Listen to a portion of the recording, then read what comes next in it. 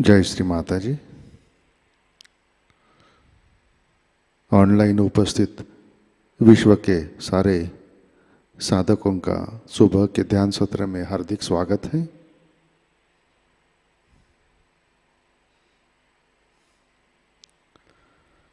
परम पूज्य श्री माताजी को वंदन करके हम सब ध्यान की स्थिति में बैठते हैं।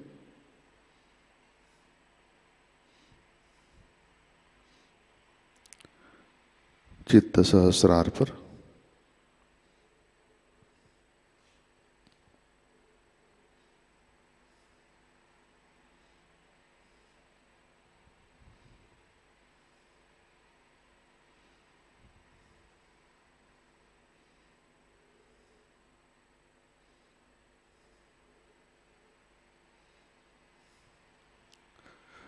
परम पूज्य श्री माताजी कृपा कर आज का ध्यान सत्र शुरू करने की अनुमति प्रदान कीजिए।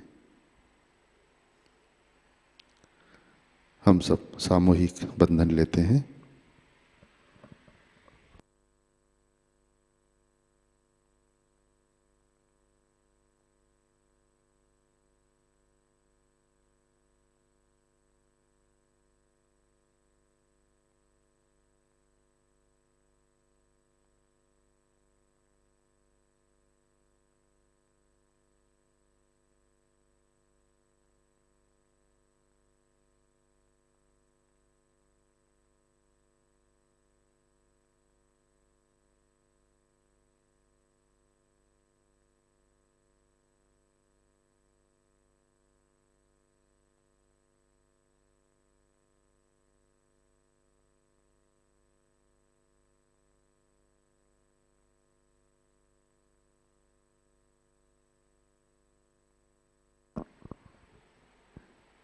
अपना चित्त हृदय में लाते हैं।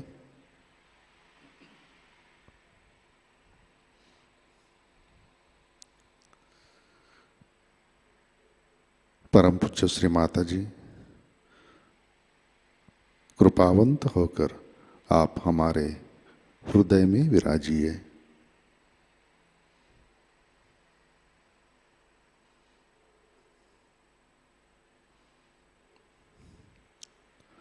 श्री माताजी कृपा कर हमारा हृदय प्रेम, करुणा और वात्सल्य से भर दीजिए।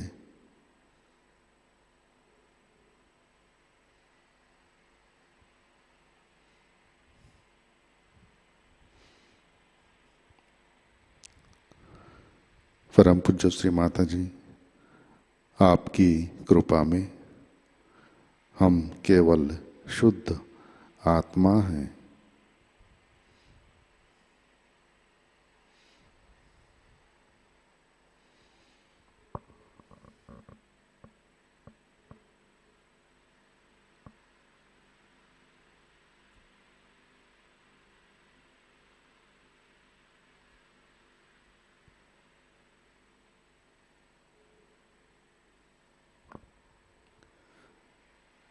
तीन महामंत्र, तत्पश्चात श्री गणेश मंत्र।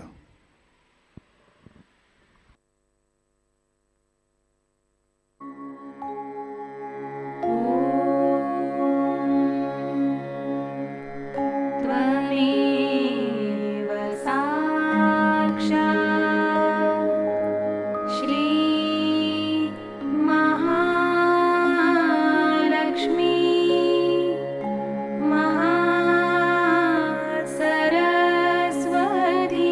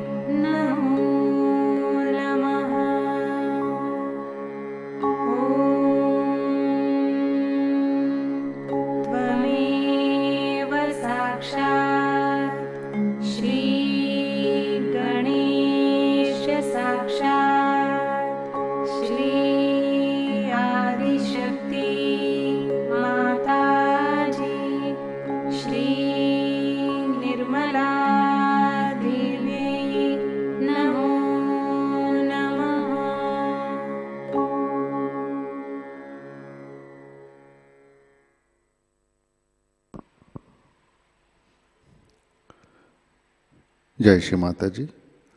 हम सब संतुलन करते हैं। राइट हैंड पृथ्वी तत्व पर,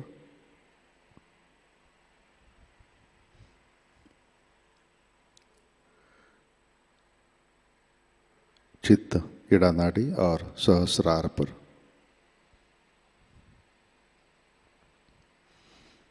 परम पूज्य श्री माता जी, आपकी कृपा में सामूहिकता के इड़ा नाड़ी पर तमोगुण के सभी बाधक तत्व भूमि तत्व में विलीन कर दीजिए।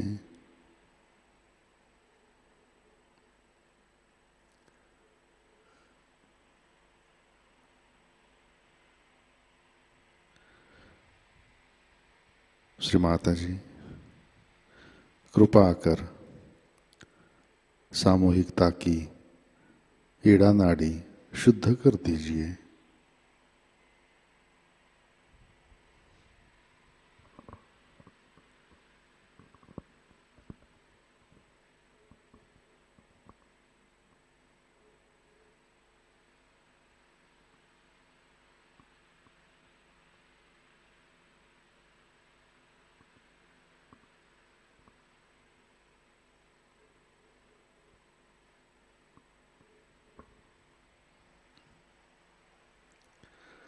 राइट हैंड गोद में, लेफ्ट हैंड आकाश की तरफ।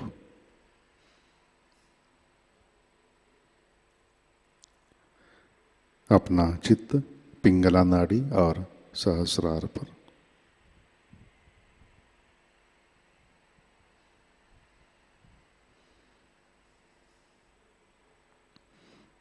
परम पूज्य श्री माता जी, आपकी कृपा में सामूहिकता के पिंगला नाड़ी पर रजोगुण के सभी बाधक तत्व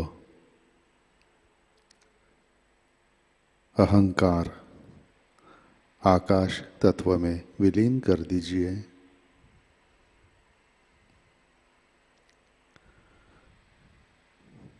श्री माता जी, कृपा कर सामूहिकता की पिंगला नाड़ी शुद्ध कर दीजिए।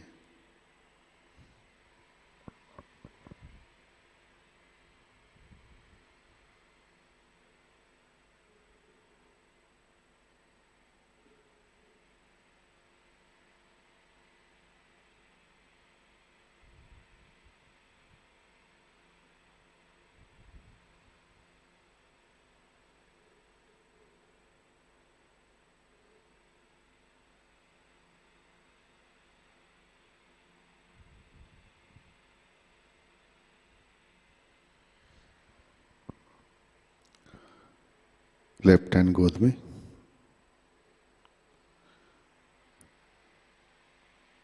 चित्त मध्य नाड़ी और सहस्रार।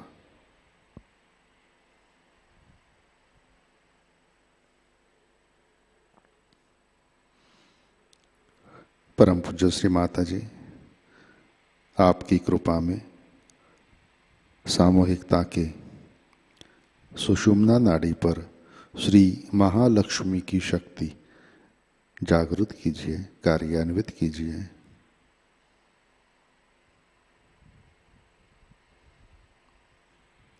श्री माता जी, कृपा कर हमें संतुलन दीजिए, हमें वर्तमान में रखिए।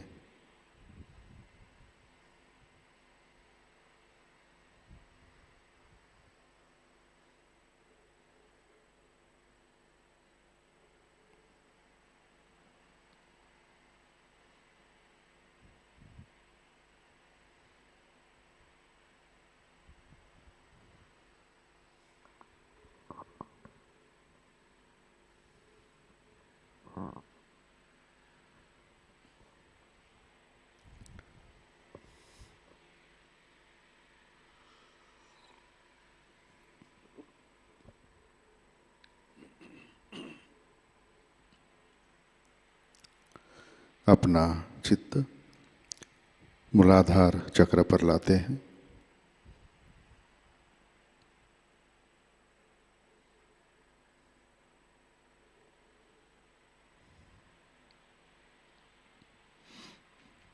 परम पूज्य श्री माता जी, आपकी कृपा में सामूहिकता के मूलाधार चक्र पर श्री गणेश जी की शक्ति जागृत कीजिए, कार्यान्वित कीजिए।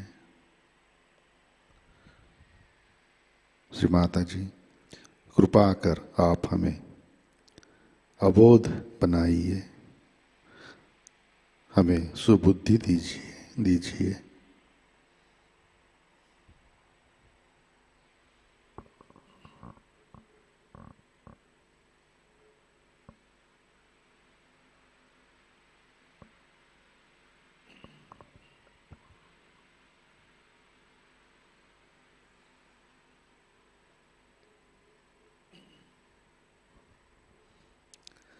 चित्त मूलाधार पर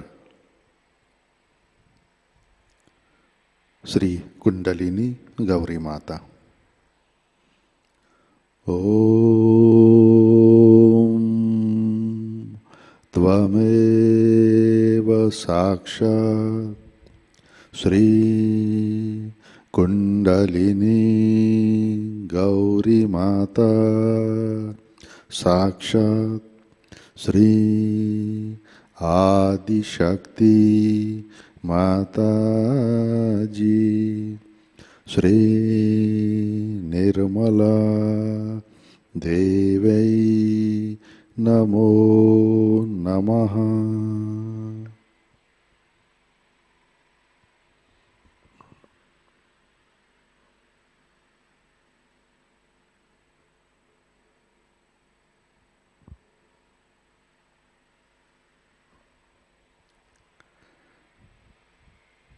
अपना चित्त मध्य नाड़ी से अनाहत चक्र पर लाते हैं।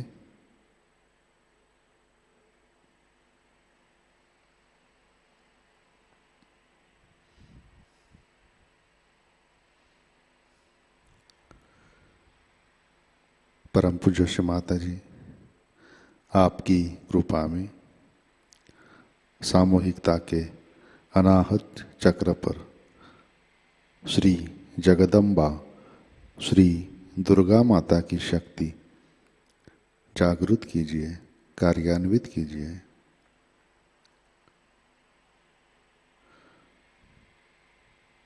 परम पूज्य श्री माता जी, आपकी कृपा में हम सब निर्भय हैं, सुरक्षित हैं।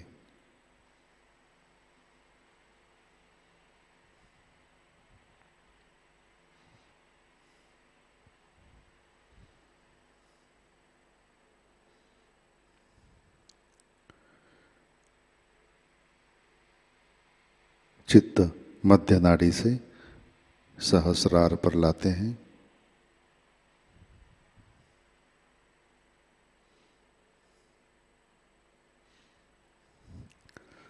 परम पूज्य श्री माता जी, कृपावंत होकर आप हमारे सहस्रार पर विराजिए।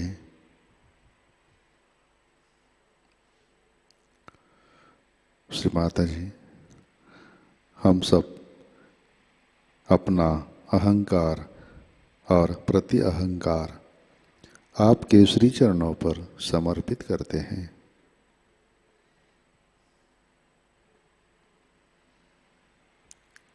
श्री माता जी, कृपा कर आप हमें निर्विचारिता प्रदान कीजिए।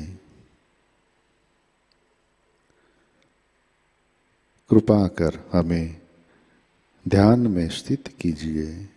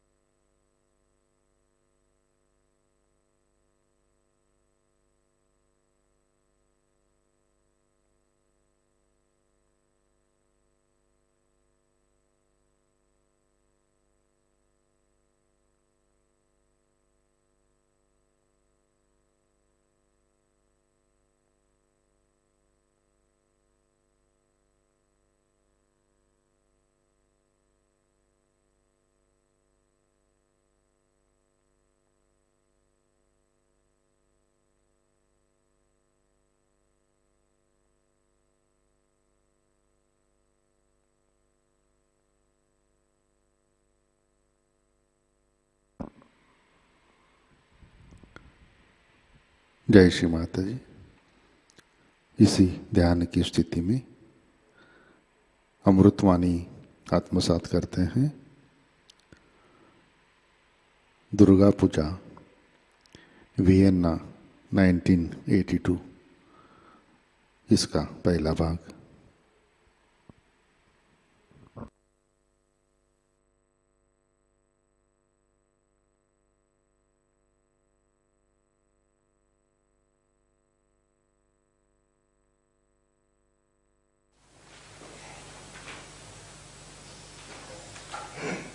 All of you should take banana, it's better.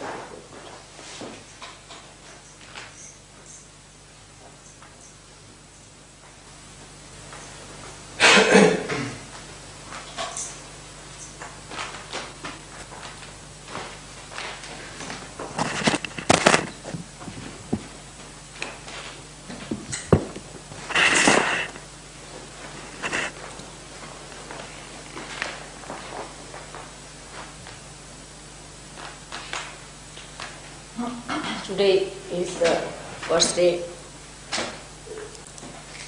we are having this puja in this country of Austria.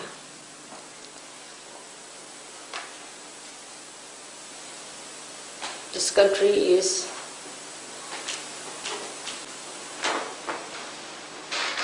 a historical country with different upheavals it has gone through.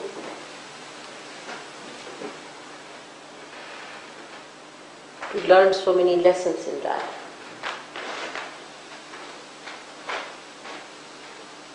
But human beings are such that they do not relate the calamities with their mistakes. That's how they go on repeating the same mistakes again and again. The visit to Vienna was overdue. And I came on a day when we had to celebrate the birthday of Machindranath. It's very auspicious for all of you that he should be today complete his 1 year of life.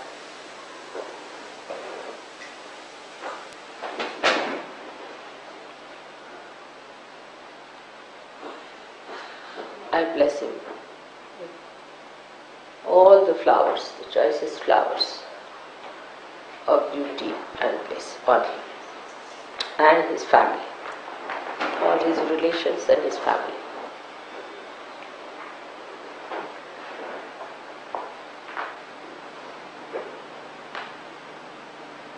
There are so many things which are being done for the first time. I should say that the first time I have come to Vienna, to Austria, that first time I have come to the birthday of a child on his first birthday.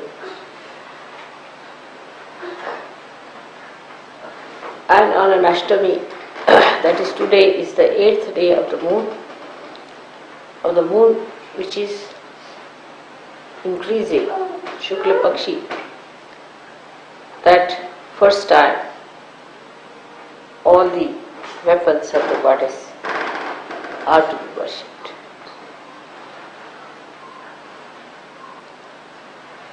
This was a great idea because these weapons who work all the time, not only to kill the evil, but to protect the good, were never worshipped before.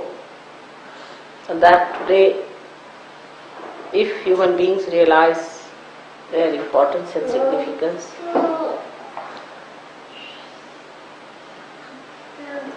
then lots of problems of atomic bombs and all these things that are being created could be solved by diverting them to the right direction, using them for the destruction of the evil forces and not the good.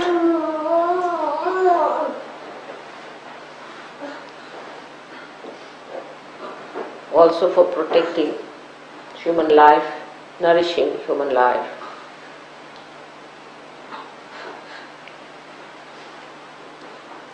The same weapons can be used in a wrong direction, but rightly used, they can be dedicated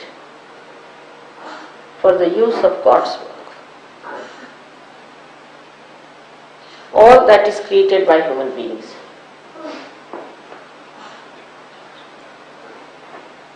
which looks apparently a instrument of destruction. But if human beings use their wisdom, they will find out that all these inventions that have come to them from the prompting of the unconscious are for the work of God. All scientific research, everything that has been done, all these instruments that you have produced are for the use of God. In a way we can say that human beings have worked to create methods as instruments, as social, economic, political institutions.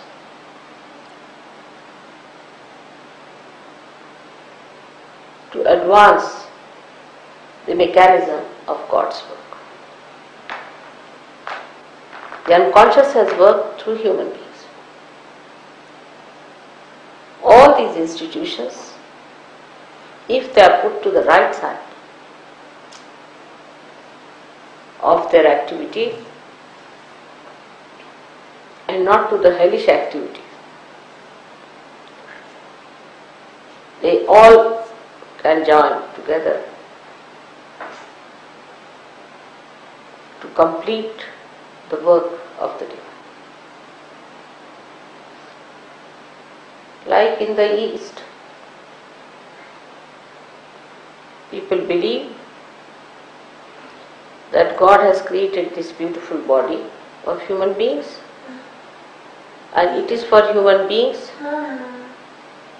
to create beautiful artistic clothes to enhance the beauty of what God has created, to glorify the beauty what God has created, to respect the beauty that God has created. And that's what has happened in many spheres of life, of human activities, and should have happened in all of them if they had used their wisdom.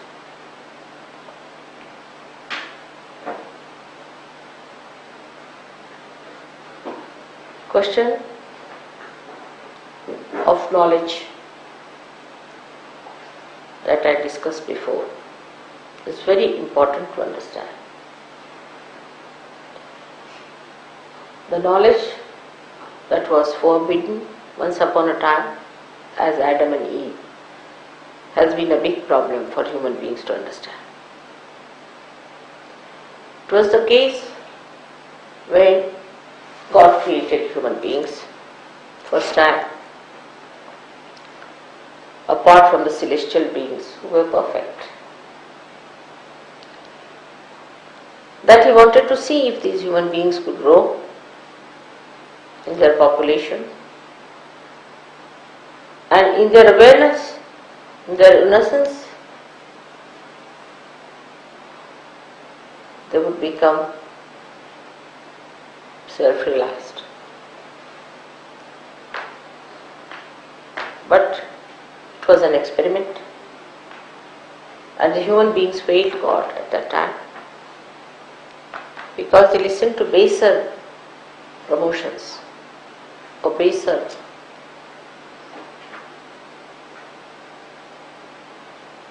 prompting. That's how they failed, and they lost their innocence. The loss of innocence is the sin which was first committed. And that sin took a different turn for human beings. Now that knowledge, what thou said, is not this real knowledge. That was the avidya, the artificial knowledge, the knowledge that I am something, that I am the door, the ego. Till the animal stage, there was no ego. But when the ego started growing, we can say that's the beginning of the original sin, that I am something. I am doing something. It's I who can do it. Alright? So God said, let's see. Let's see their little courage. And let them decide. So the plans were changed.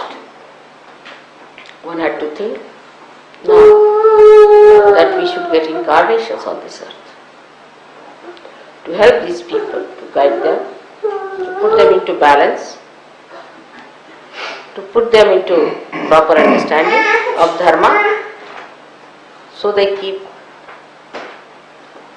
to that balance. But every time I refuse to accept the balance. This I goes very far from reality. Today also, when we come to Sahajayoga, I see people, they don't grow very fast. Because of this I, they have questions, they have doubts, they have problems.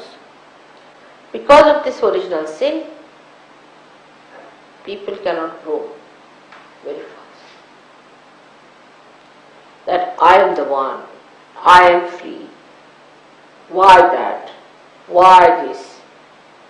Who are you to ask questions? Who has made you? Have you made yourself? What did you do to become a human being? Why this kind of egoistical behavior towards God?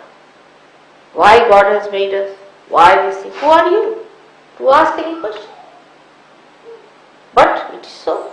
The questioning goes on, and such people are very dangerous for search. If they have to come for puja, I am worried. Not because anything will happen to puja, but we may lose them completely. Such egoistical, stupid people get lost. As a mother, I have simple compassion and love for them, and I feel sad that they could have been saved. But this questioning mind of theirs can drown them. This is the basic original sin that human beings have created. Apart from that, we have problem that we have come from animal stage to this stage. So there are animal brutal conditionings within us. Then we have gone through other conditionings which were created in the history by the same Mr. I, who started institutions, who started organizing religions. For example, take Christianity. Christ came here to break your ego. On the contrary, people built a big ego out of it. Now, there are some Sahajogis who believe that Sahajayoga is a Christian Sahajayoga or a Hindu Sahajayoga. Still, that lingers on. That lingers on. That it is a Christian Sahajayoga. For Christians, it has to be Christian Sahajayoga. For Hindus, it should be a Hindu Sahajayoga. For Muslim, it is Muslim Sahajayoga. It must relate to Islam because they can't get out of their own conditioning, so it must relate to that. It must explain everything that is there. They can't get up. See something. It could be also a Catholic surgeon or a Protestant surgeon. Could be even deeper than that. Like that, you see, it goes on. So you pull Sahajayoga into your own categories, into your own small little cups. But it's just the other way around. Sahajayoga is the ocean. It is a universal thing. It is a Mahayoga. It is not meant for Christians, Hindus, Muslims, or it is meant for human beings as they were. Have you got animals who are Christians, Hindus or Muslims? This all comes because of the original sin only, that we are something. We are Christians, we are Hindus, we are Muslims. In Sahajayoga, one has to understand that all the rivers, whether it is the river Ganges, or the river Yamuna, or it is the river Thames, or your Danube, any river, that all of them flow into the same ocean and become the ocean. They say that when all the rivers flow in the river Ganges, they are all called as Surasari, means the river of the gods. No more people call them by this different name of the tributaries that are there. In the same way, Sahajayoga is the ocean. You cannot name it.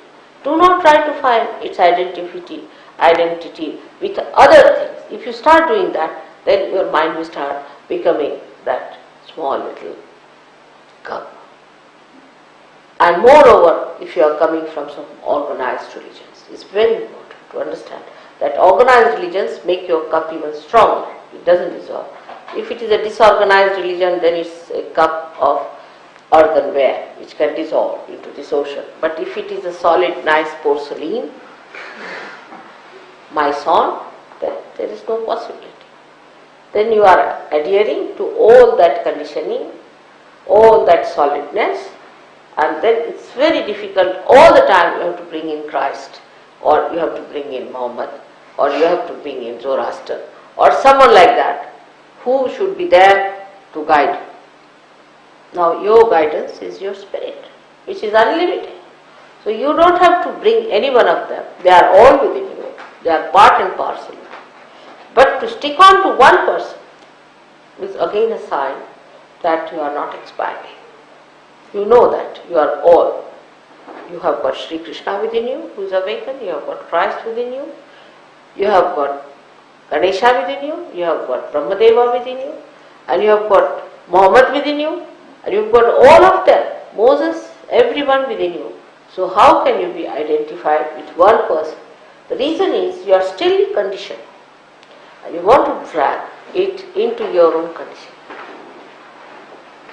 So try to bring it at a position where there is no condition.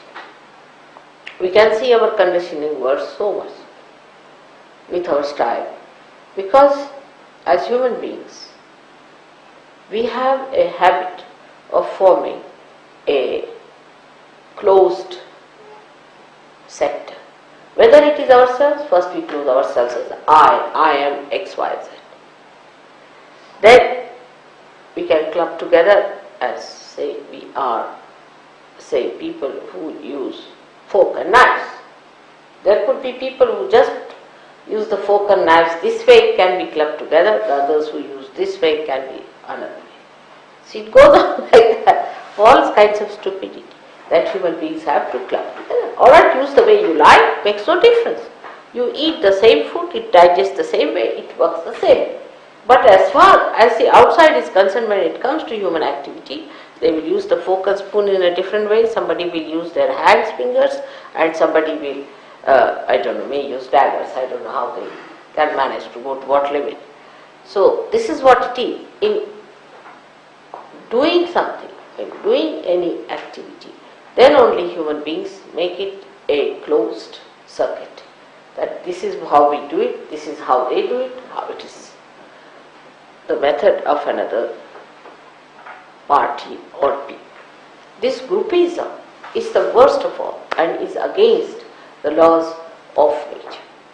You can be an individual as far as your appearance is concerned, as far as your hair color is concerned or your eye color is concerned, that's God has created you that way. But all other things that you have created are dead. All other clubbing methods you have created are absolutely of no value. They are just mythical. There's nothing truth in it, nothing that should be worthy considering. It's just a myth. So one has to understand that there is nothing like a Sahajayoga, which is a Christian Sahajayoga which is a Protestant Sahajayoga or a Catholic Sahajayoga. I find this at a very subtle point where people talk of collectivity, that they don't understand that we are not collective because we have so many tags, attached to us, like the conditionings of our own doings. It could be in Switzerland, it could be in Austria, it could be in Rome, or it could be in India, anywhere. These conditionings we have to get rid. We should know we are human beings created by God, and whatever is within us that is real, created by Him, is the only thing that we have to be. And all the rest of conditioning we should try to be. Everything is complementary. From this place you have to learn something, from that place you have to learn something. Every place has something to learn and to understand. And there is nothing that can be retained by some people as something higher or lower. But of course, where this ego has developed more, this original sin has developed more, there is a possibility that such human beings must have created more conditioning. Naturally, the conditioning is much more. Or where they have been not at all moving about religion, about God, and have been sticking on, like we can say in Africa and all these places, could be that the conditioning could have been by the other forces called as Adi Bhautik, means the ones which are created out of what God has created. Like if they see the moon, they are afraid of the moon. If they see the trees, they are afraid of the trees. Sort of a mythical ideas about the nature itself. See, so there are two styles, as you always know. One is where they create a mythical ideas about the nature, the mythical side of nature. That is Adi Bhautik. And Adi Daivik are the mythical ideas about what you can produce. You are God. You are the Devas. And you want to create this. I am this, I am that. So there are two types of conditionings which work on it. And in modern times it is such a confused thing that both these sides, I don't know where they act. For example, the other day I was coming near the cemetery in Vienna, and I was amazed that it was a cemetery, but it was catching on right Pratishthan. So I said all the booths must be active now, because I can't understand how can the cemetery have a right Pratishthan. This is how it can be explained, that all the booths are now active, or maybe they are again born. See, they must have been dead hundreds of times, they must have created graves after graves, and only there are empty graves, and they are active now. Or maybe that the booths themselves are active, they are no more there, they have all disappeared from there, it could be that. So we have to judge now on vibrations and not on our understanding of what we think or what we understand through this brain.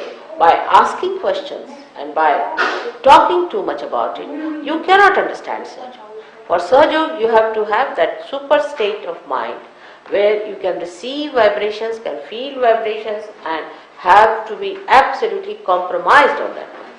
If there is still the tag of that ego so much that you still question Sahajayoga and think no end of yourself, it's better that one such a person should not attend the pujas. Not attend the pujas. It's kind to himself. It is being nice to himself that such a person who has doubts should not attend the puja.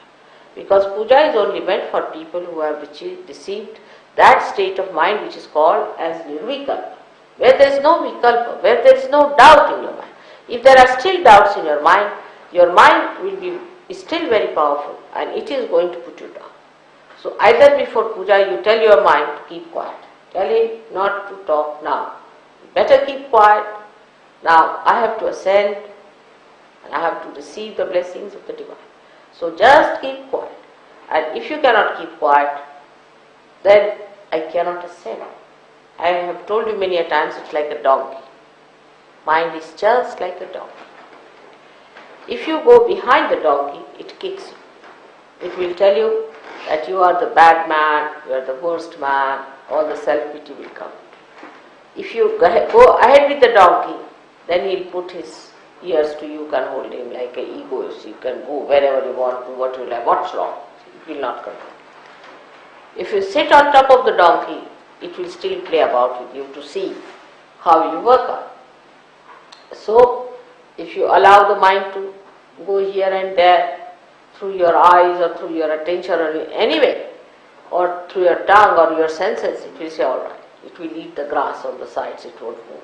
It will move this side, eat some grass. At this stage, as you speak about, should I quickly translate for the French who don't understand English? Oh, you want to translate the whole thing? No, I can in 2 minutes. I think later on, Gregor, will be better if you could translate because the flow is better now. Alright? So this donkey, the donkey wants to eat the grass. He knows that you don't mind him eating the grass. So alright, it goes round, eats grass, all sorts of dirt, filth, whatever it is, whatever you allow him, he goes on eating all filthy things, all filthy thoughts, all dirty thoughts and every sort of thing, without questioning. You see, only in Sahajayoga they come under question, but not when they have to eat filth and dirt and all kinds of unholy things and sinful things. They never question. Then they'll say, what's wrong?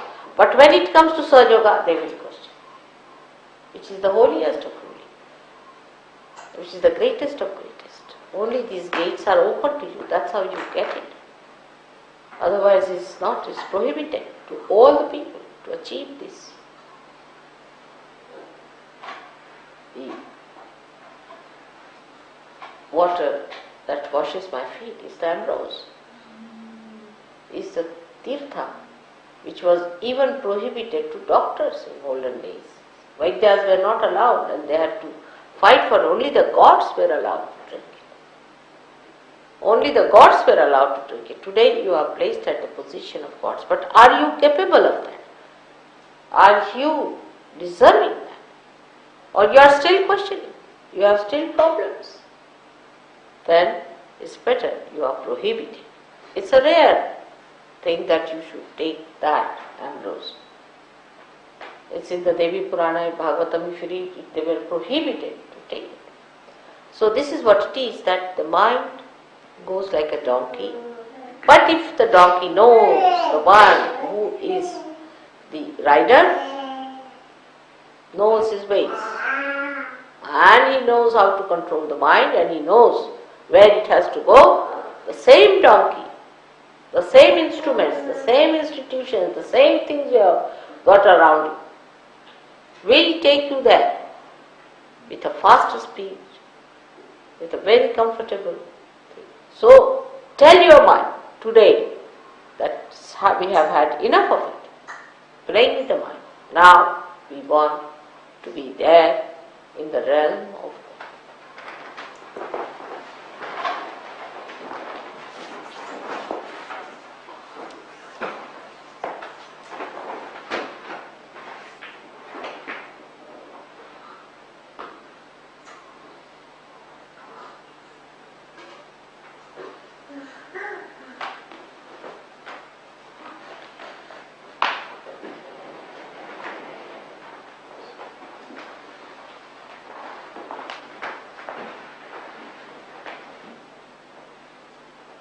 Tell your mind fully. Tell your mind is important.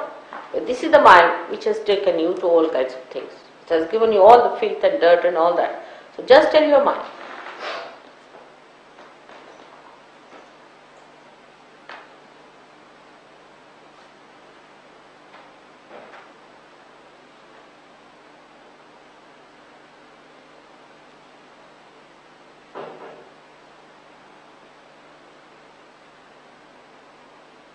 May God bless you. So, for today's theme, we should say that we have to achieve our innocence within ourselves and feel the innocence of the Virat. The question of Ganesha Virata, we can say Virat Ganesha, where in the Virat, the innocence we have to feel.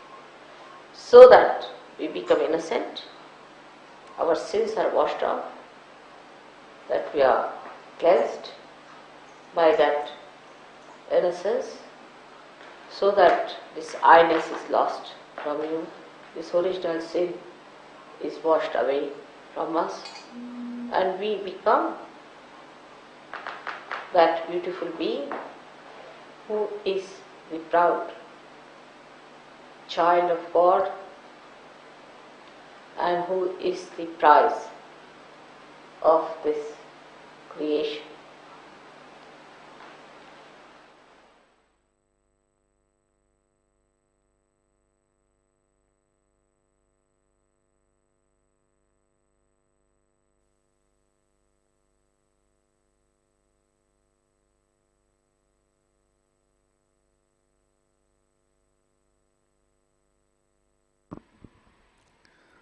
जय श्री माता जी। कृपया ध्यान की स्थिति बनाए रखें।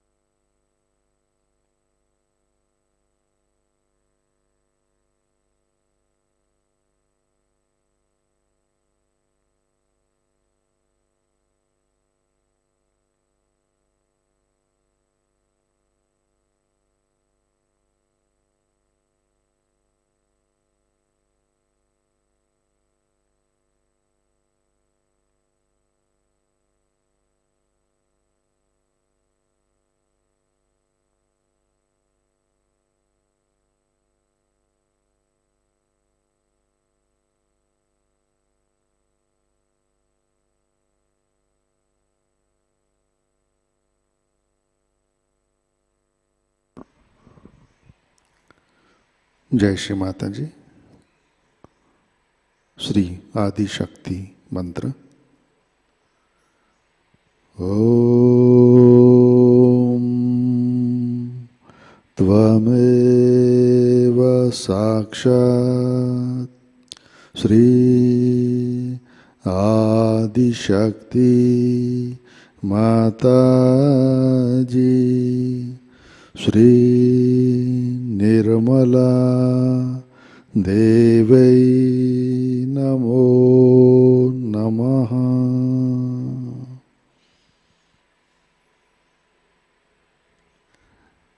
आरती की तैयारी करते हैं।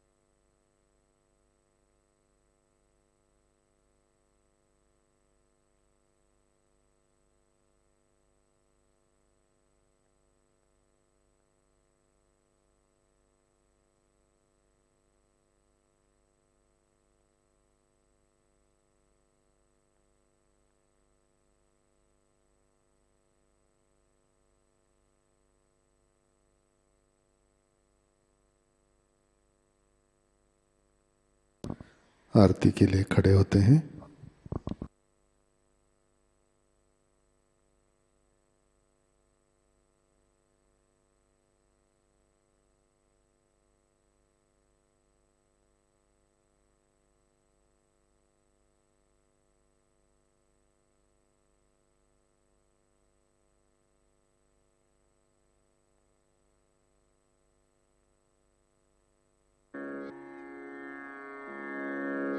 सबको दुआ देना माँ, सबको दुआ देना। जय निर्मल माता जी, जय निर्मल माता जी।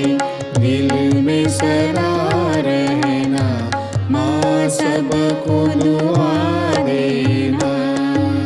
सबको दुआ देना माँ, सबको दुआ देना। जय निर्मल माता जी, जय निर्मल माता जी। दिल में सदा रहना माँ, सबको दुआ देना। जग में संकट कारण कितने लिए अवतार माँ, कितने लिए अवतार। विश्व में तेरी महिमा, विश्व में तेरी महिमा। तू गंगा यमुना माँ, सबको दुआ देना। सबको दुआ देना माँ, सबको दुआ देना। जय निर्मल माता जी, जय निर्मल माता जी। दिल में सदा रहना माँ, सबको दुआ देना। जो भी शरण में आया सुख ही मिला उसको माँ, सुख ही मिला उसको। बैठ के दिल में ओ माँ, बैठ के दिल में ओ माँ। लौट के ना जाना माँ, सबको दुआ देना। सबको दुआ देना माँ, सबको दुआ देना। जय निर्मल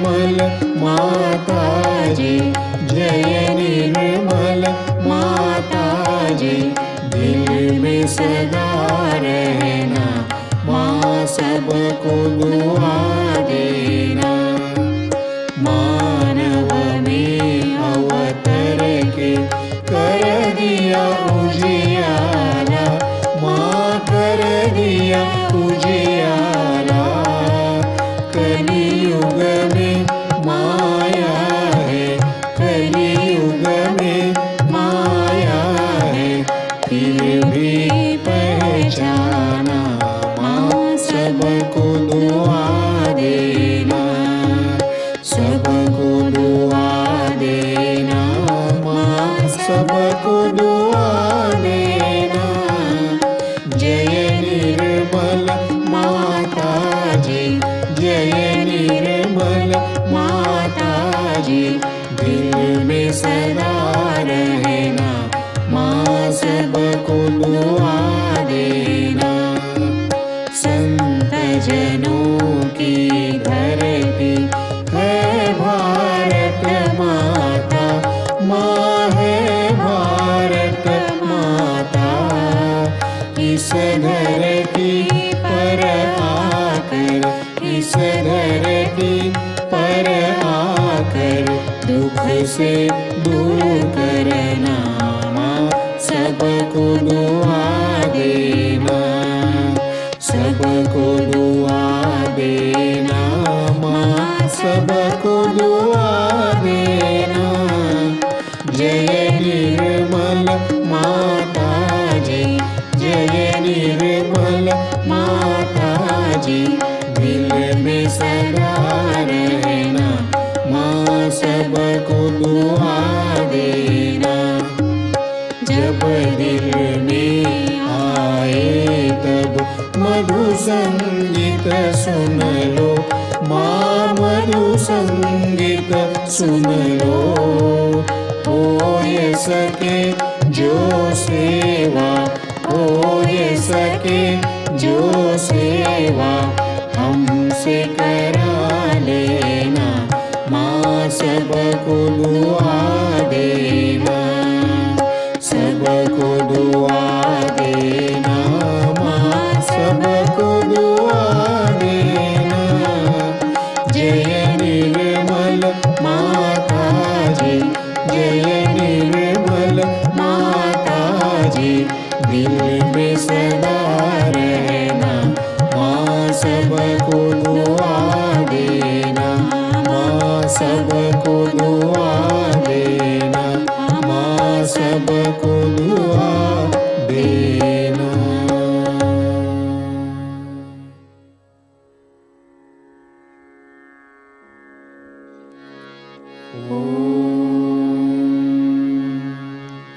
त्वमेव साक्षात् श्री महालक्ष्मी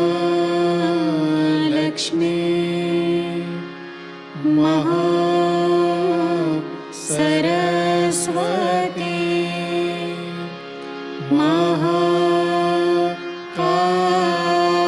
महाकाली त्रिगुणात्मिका कुण्डलिनी साक्षात् श्री आदिशक्ति माताजी।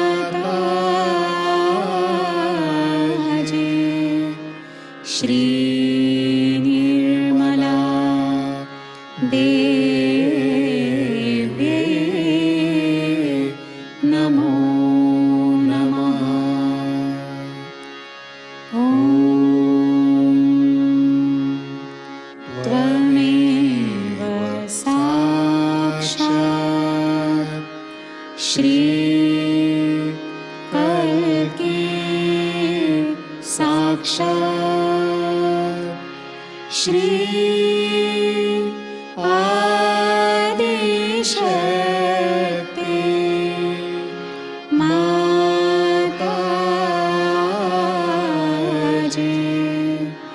श्री निर्मला देव्यै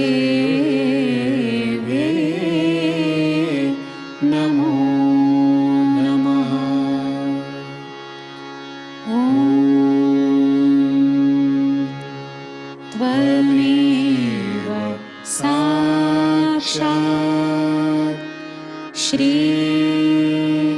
कल्की साक्षात् श्री सहस्रार स्वामिनी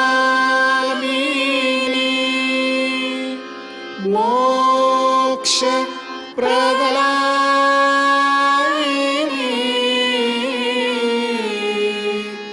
माताजी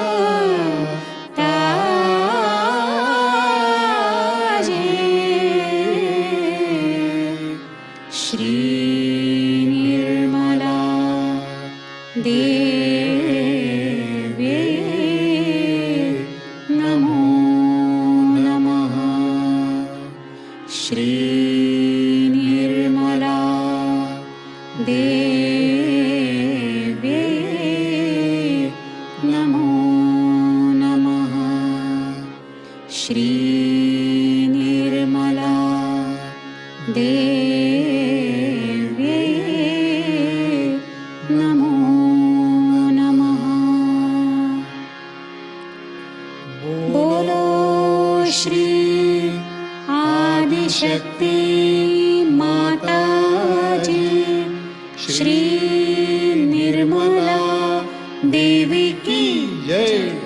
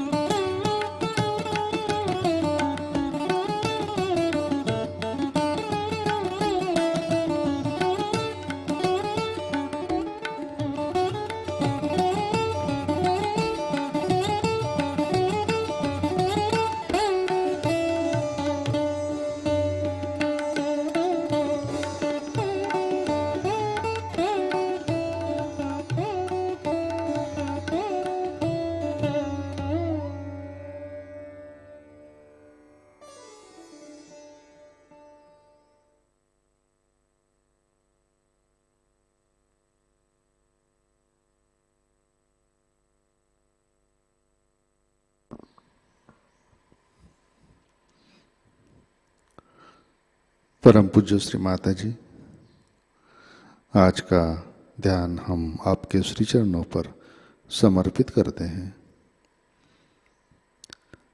परम पूज्य श्री माता जी, आपने हमें आत्म साक्षात्कार दिया, परम चैतन्य से आशीर्वादित किया, परमात्मा के साम्राज्य में हमें प्रस्थापित किया। इन सब के लिए हम आपके हृदय से ऋणी है, आभारी है।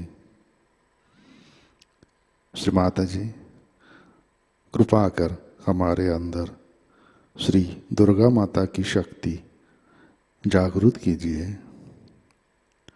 हमारे अंदर सहज धर्म की स्थापना कीजिए। श्री माता जी, कृपा कर हमें विश्वव्यापी सामूहिकता में एकाकार कीजिए। श्री माता जी, कृपा कर हमारा अहंकार और हमारे अलग अलग संस्कार नष्ट कीजिए और हमें संतुलन में रखिए। परम पूज्य श्री माता जी, कृपा कर हमें गुटबाजी की मूर्खता से अलिप्त रखिए। आपसी भेदभाव, उच्च नीचता की भावना से हमें दूर रखिए। परम पूज्य श्री माता जी, कृपा कर हमें निर्विकल्प स्थिति प्रदान कीजिए। हमें अबोध बनाइए। परम पूज्य श्री माता जी, आपके श्री चरणों पर हमारा कोटि कोटि नमन, कोटि कोटि नमन, अनंत कोटि नमन।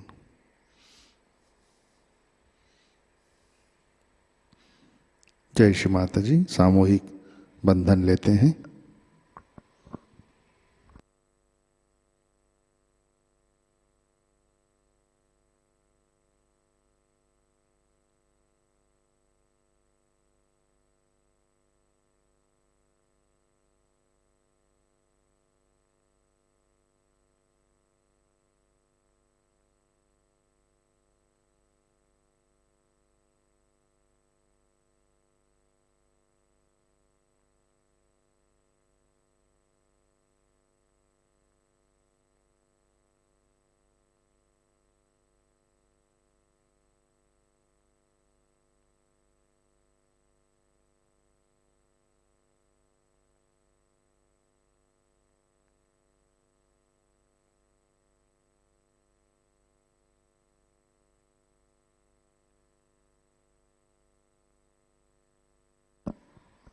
जय श्री माता जी। आज के कार्यक्रम, आज शाम का ध्यान ठीक 7 बजे प्रतिष्ठान पुणे यूट्यूब चैनल पर लाइव प्रसारित होगा।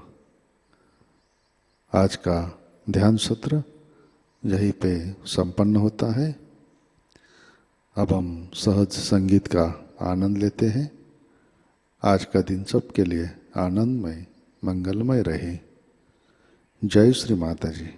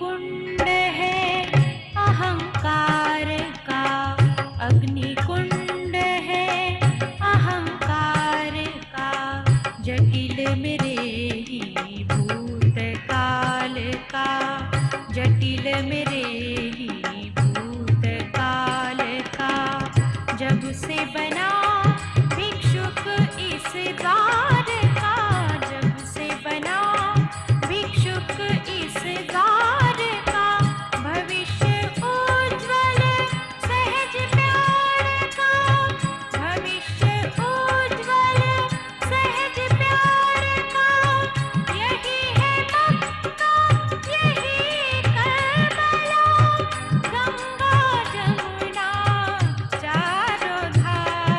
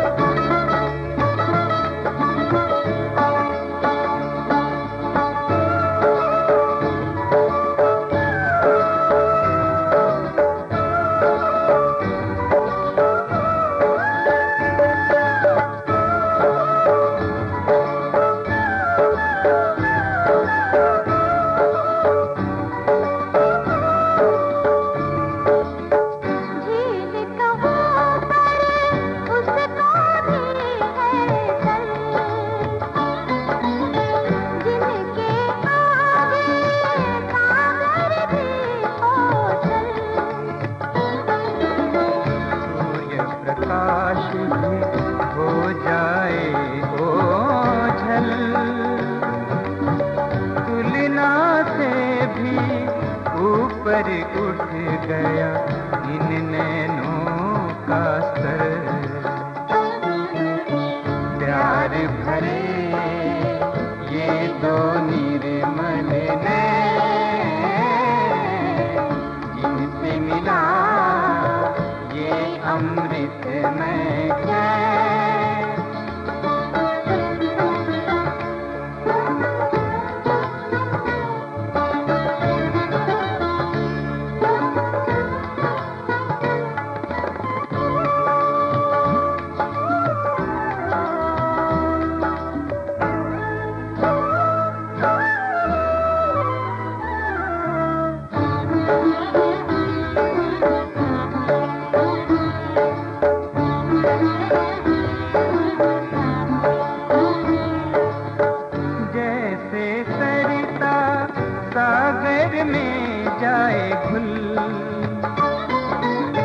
निर्मल मंगलता में गए हम धुल।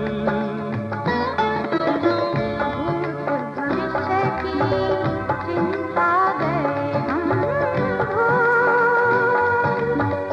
सुगंधमय इस चेतना से निखरे हैं ये फूल। प्यार भरे ये दो निर्मल नैन, जिनसे मिला ये अमृत में चैन।